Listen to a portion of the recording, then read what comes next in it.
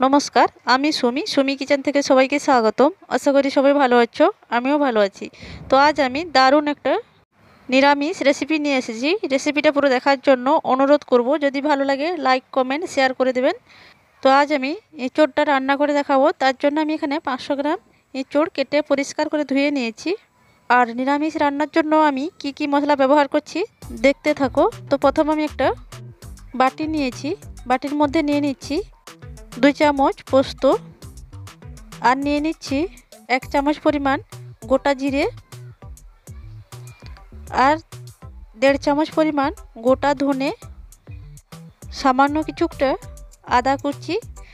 তো এখন আমি সবগুলোকে জল দিয়ে ভিজিয়ে রাখবো 10 মিনিটের জন্য। আর এগুলো ভিজিয়ে রাখলে পেস্টটা খুব সুন্দর হয় আর খুব তাড়াতাড়ি পেস্ট হয়ে যাবে। এরপর আমি এঁচোড়টা সেদ্ধ করে নেব। তার জন্য একটা কড়াই বসিয়ে দিয়েছি, দিয়ে দিচ্ছি জল। আর জলটা একটু বেশি করে নিয়ে নেবে যাতে এঁচোড়গুলো ডুবে থাকে জলের মধ্যে। তো এখানে আমি প্রায় 3 বাটি মতন জল নিয়েছি। জলটা দেওয়ার পর দিয়ে দিচ্ছি 1/2 চামচ হলুদ গুঁড়ো। আর আমি এখানে কোনো নুন ব্যবহার করব না, তো তোমরা চাইলে নুনটাও দিতে পারো। তো এখন আমি দিয়ে দিলাম এঁচোড়গুলো। এঁচোড়টা দেওয়ার পর খুন্তির সাহায্যে ভালো করে নেড়ে চেড়ে মিশিয়ে নিলাম। তো এখন আমি একটা ঢাকনা দিয়ে 10 মিনিট মতো সিদ্ধ করে নেব। আর দেখতেই পাচ্ছ বন্ধুরা, 10 মিনিট পর আমি চলে এসেছি, ঢাকনাটা খুলে নিয়েছি। আর দেখতেই পাচ্ছ এঁচোড়টা সিদ্ধ হয়ে গেছে আর অনেকটা জল কমে গিয়েছে। তো এই পর্যায়ে আমি একটা ছান্তার সাহায্যে জল ঝরিয়ে এঁচোড়গুলো উঠিয়ে নিচ্ছি। আর বলে রাখি বন্ধুরা, আমাদের এদিকে প্রচুর বৃষ্টি হওয়ার কারণে ভয়েসটা অনেকটাই খারাপ লাগছে। তো তোমাদেরকে অনুরোধ করব ভিডিওটা মানিয়ে নেওয়ার জন্য, আর পুরোটা ভিডিও দেখার জন্য অনুরোধ করব। আর এঁচোড়টা উঠিয়ে নেওয়ার পর কড়াইটা আমি ভালো করে পরিষ্কার করে ধুয়ে নিয়েছি। এখন আমি দিয়ে দিলাম তেল। তেল দেওয়ার পর এঁচোড়টা আমি ভেজে নেব। আর যেহেতু আমি এঁচোড়টা সেদ্ধ হওয়ার সময় কোনো নুন ব্যবহার করিনি, তো এখন আমি দিয়ে দিচ্ছি নুন। নুনটা দেওয়ার পর খুব ভালো করে আমি নেড়ে চেড়ে এঁচোড়টাকে ভেজে নেব একটু লাল লাল করে। তো বন্ধুরা, কে কে এঁচোড় খেতে পছন্দ করো তোমরা কমেন্টে জানাবে।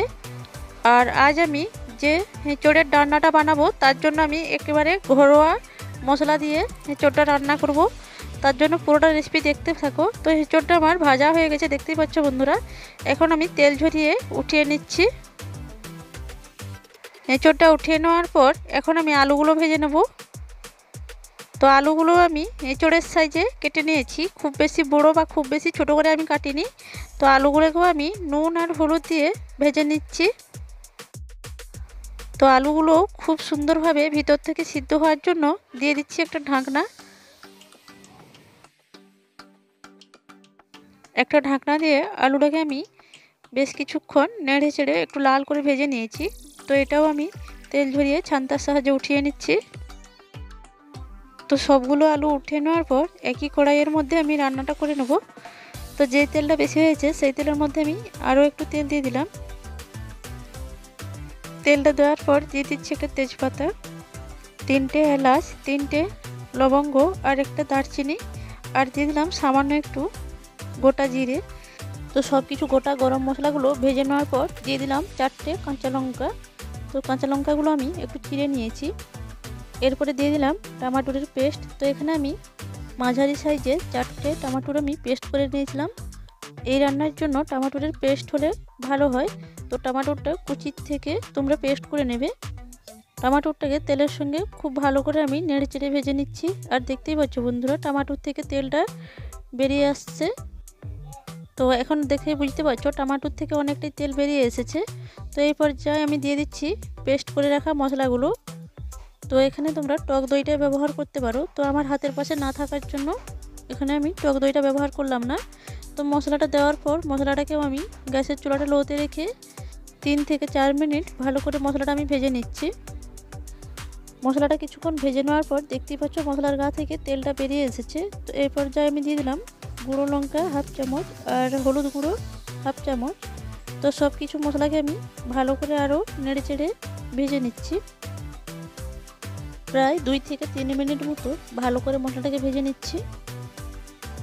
আর দেখেই বুঝতে পারছো মশলার গা থেকে অনেকটাই তেল বেরিয়ে এসেছে। তো মশলাটা আমার খুব ভালোভাবে ভাজা হয়ে এসেছে।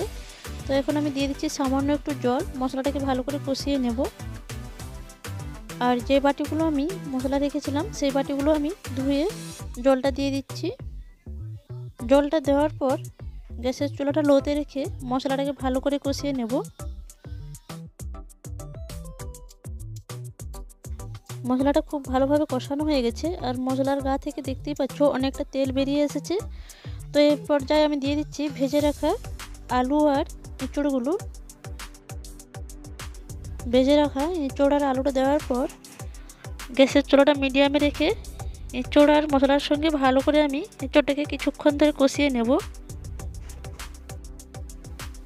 তো এঁচড়টাকে মশলার সঙ্গে প্রায় 5 মিনিট মতন গ্যাসের চুলাটা মিডিয়ামে রেখে খুব ভালো করে কষিয়ে নেওয়ার পর দেখতেই পাচ্ছ মশলাগুলো সব আলু আর এঁচড়ের সঙ্গে মাখা মাখা হয়ে গেছে। তো এই পর্যায়ে আমি দিয়ে দিচ্ছি জল। তো আমি যেহেতু এখানে এঁচড়ের ডালনাটা তৈরি করব তার জন্য আমি এখানে কোনো বেশি জল ব্যবহার করব না, অল্প একটু জল দিয়ে দিলাম। তো প্রায় আমি এখানে 2 বাটি পরিমাণ জলটা দিয়েছি। আর এই জলটা আমি আরও অনেকটা শুকিয়ে নেব। জলটা দেওয়ার পর দিয়ে দিলাম সামান্য একটু লবণ। লবণটা দেওয়ার পর খুন্তির সাহায্যে সব কিছুকে ভালো করে আমি মিশিয়ে নিলাম নেড়ে চেড়ে। ঢাকনাটা দেওয়ার পর 10 মিনিট মতন আমি রান্নাটা করে নেব। তো 10 মিনিট পর আমি ফিরে এসেছি আর দেখতেই পাচ্ছ বন্ধুরা জলটা অনেকটাই শুকিয়ে গিয়েছে। তো এই পর্যায়ে আমি গ্যাসের চুলাটা বন্ধ করে দিচ্ছি। এঁচড়ের ডালনার রেসিপিটা তোমাদের কাছে কেমন লাগলো কমেন্ট করে জানাতে ভুলবে না। আর যদি ভালো লেগে থাকে লাইক কমেন্ট শেয়ার করে দেবে। আর আমার চ্যানেলে নতুন বন্ধু হয়ে থাকলে চ্যানেলটা সাবস্ক্রাইব করার অনুরোধ রইল। পরবর্তী ভিডিও দেখার জন্য আমন্ত্রণ থাকলো। ততক্ষণ ভালো থাকবেন, সুস্থ থাকবেন। ধন্যবাদ।